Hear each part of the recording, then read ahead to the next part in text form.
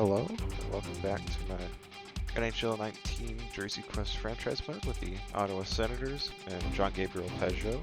Reminder, the jersey is the NHL 100 Classic jersey from the 17-18 season. See, here we're at the free agency period after the 2018-19 season. It's going to quickly recap the season, kind of what went down, and our kind of free agency and all that good stuff. So, in terms of the regular season standings and whatnot, see here we finished with a 36, 36, and 10 record, which was good enough for second to last in the Atlantic Division with 82 points. Which is pretty alright. Finishing 500 is kind of better than I thought we did. It kind of, once again, like I kind of mentioned, the NHL 18 version of this that got deleted because they didn't have a jersey in the game. I only had to play 2 games this entire season to try to keep the record at where the Senators' actual record was. I played a game in October against Toronto, and then a game in November against Pittsburgh, where I scored 2 goals and had 1 assist between those 2 games with Pageau. See here he finished as the team's leading scorer with 56 points, 24 goals, 32 assists, which is pretty decent. I was playing him as our top line center. In terms of scoring in the league, it wasn't very high this season, which I think I kind of remember from playing NHL in the past. It's kind of a problem. This game, the scoring isn't very high in terms of what it kind of was in real life at this point. As we look at leading scorers here in the league, top scorer was Tyler Seguin with 92 points, and only 1, 2, 3 players were at a point per game or higher. So it kind of skews things a lot. The goaltending then is very good if you look at goalie stats. Look at these save percentages. That's pretty nuts that that many goalies have a save percentage that kind of high. But that's kind of in terms of the regular season. So obviously with us finishing at 500 and second to last in the division, we didn't make the playoffs. In terms of how the actual playoffs went down, you see the Capitals won the Stanley Cup over in 7 games over the Jets in the Stanley Cup final. If people remember, the actual 2019 Stanley Cup final was the Bruins, who lost in the conference finals in this franchise vote, and then the St. Louis Blues, who did not make the playoffs at all in this. They finished 6th in the Central Division with 82 points. So they had finished even below we did, so they didn't make the playoffs at all. Which is kind of interesting in terms of the awards and stuff. It was, I'll scroll through them quickly here. Yeah, Tyler Seguin won a decent amount. Steven Stamkos, Drew Doughty won the Norris. Seguin again. Elias Pettersson won the Calder Trophy, scoring 56 points. We almost had someone who could have won. Colin White, who I think I played as my second or third line center. Actually, no, I think it was third line center. Because I remember he was leading point scorer for most of the year, and I was that's pretty concerning that our third line center is our leading point scorer. But he finished the season at 54 points, so only 2 behind Pageau's total. So he was 2 points pretty much away from winning the Calder. Holtby won the Conn Smythe. Hellebuck won the Vezina. Tampa Bay Lightning goalies won the Jennings. Chara won the Masterton. Getzlaf won the Selke. Stamkos the Ted Lindsay. And then Ovechkin, of course, the Rocket Richard. But that's kind of in terms of the regular season stuff. Like I said, I named Pageau the captain before the season. Our 2 alternates were Mark Borowiecki and Zach Smith. In terms of goals for and goals against per game, we were 2.33 goals for per game, which is 29th in the league, and then goals against per game we were 2.68, which is 19th in the league. So both those kind of need to improve. They need to be top half. We want to be a playoff team, but the bigger kind of issue is our goals for per game was really low. But in terms of the draft, I kind of went for quality over quantity, because this is the newer, more modern kind of scouting method, which I like a lot more. It's a lot easier to kind of scout in terms of this. I was able, before the draft, the scouting team found 1, 2, 3, 4, 5, 6, 7, excuse me, 7 different gems, with kind of our positions of need going into the draft being right wing primarily, right defenseman, and then goalie. So going into the draft for those gems were right wingers, one was the right defenseman, one was the center, one was the goalie. So for quality over quantity, I only had 4 picks that I actually used during the draft. So I traded back in the first round. So our initial first round pick was 12th overall. I traded back and got the Islanders first at 24th overall, and then their second in the 2020 draft to move backwards, and then picked a like computer-generated Russian player, but he was a gem, a medium elite right winger at 24th overall. Then 46th overall was our next pick, which I believe I traded back for that. No, I didn't. I kept, I think, our initial pick for that. Yeah, no, I kept our initial pick for that. Drafted Philip Tomasino, who was actually drafted by the Predators in real life and was seemingly turning into a pretty decent player. But the game signified him as a gem. He's a top 6 medium right winger. And then I traded, like our other second round pick that we had, I traded that back. The Montreal Canadiens got the second and third in return. And used that pick, 54th overall, to draft CPU-generated American goalie Charles Gibson, who was this medium starter potential, also a gem. And then I did some more trading and whatnot, trading a 5th and a 7th in this year's draft for a 2nd and a 4th, actually, right? I might have misremembered that. Does that match up? No, that doesn't match up. That's the wrong thing. I got a 2019 4th from Vegas to make our last pick. Sorry, I messed up by reading my press for you. So I got a 2019 4th from Vegas and gave them a 5th and a 7th in return that I didn't really need to select Simon Holmstrom, who was an Islanders player in real life. He was pretty decent shorthanded last season. He's kind of seemingly impressive in preseason and camp and whatnot.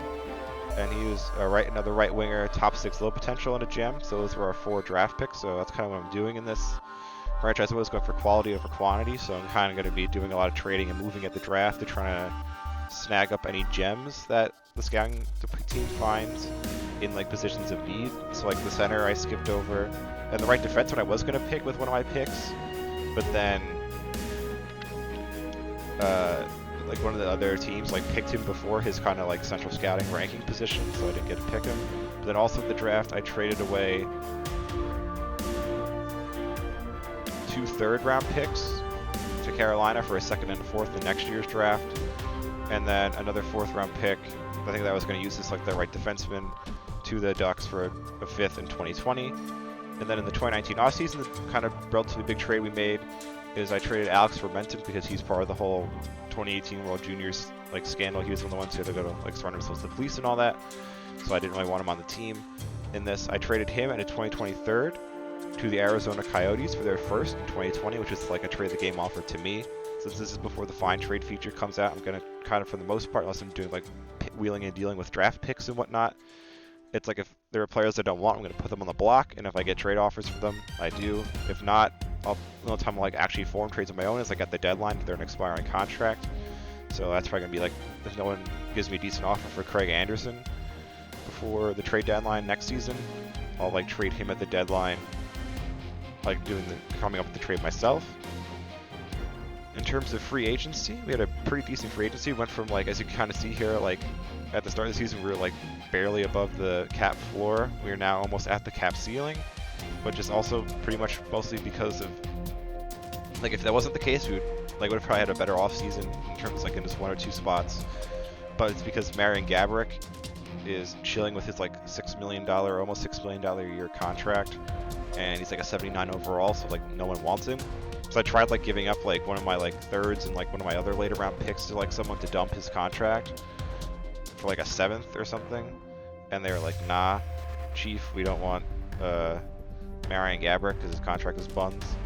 So I'll probably try again next draft and see if I can get rid of him then, because there'll be less time left on it. But in terms of the off season, our kind of biggest areas of need going into it were like second line players, kind of like on the left and right sides of the left and right wing, and then kind of middle defensive pair, and then some kind of bottom 6 in terms of both defense and forwards, and then some like AHL players. So in terms of The big signings we made were, let me see if I can go into contracts and find them. That might be the smart idea.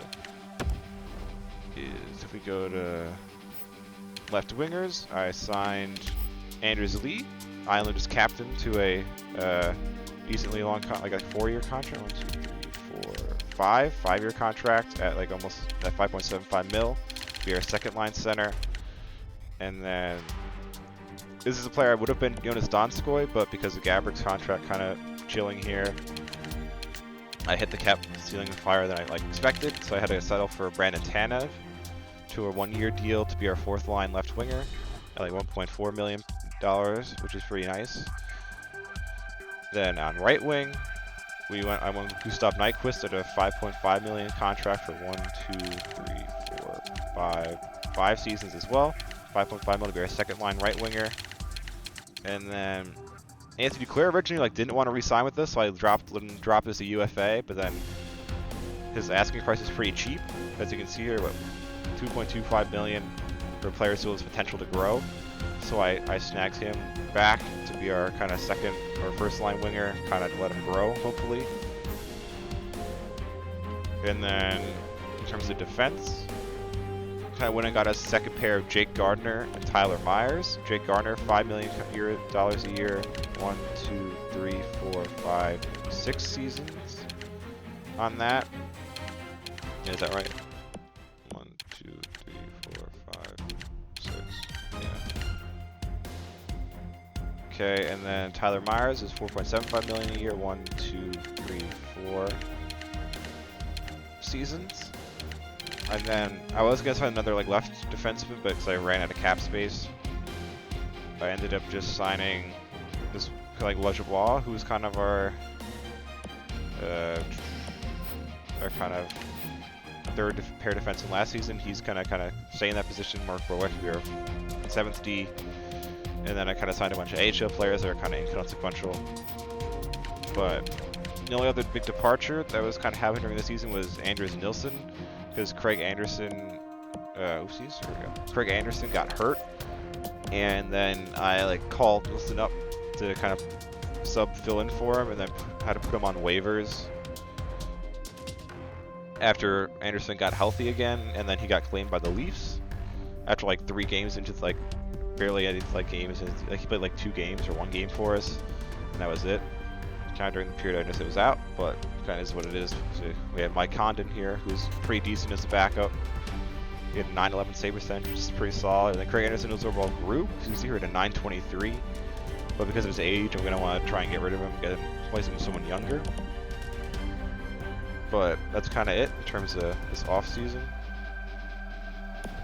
So it was a pretty decent one. We got some kind of good middle 6 players for the forwards and the defensemen and whatnot, so we're kind of set up in a good spot. We had a pretty solid draft and all that, so even though we didn't make the playoffs, we're kind of rebuilding in the right direction, because we have an absolute ton of picks next season. We have 2 firsts. I think it might be 3 firsts next season, because we have the first from the Sharks, I think. Right, let's look in here at our kind of draft pick situation.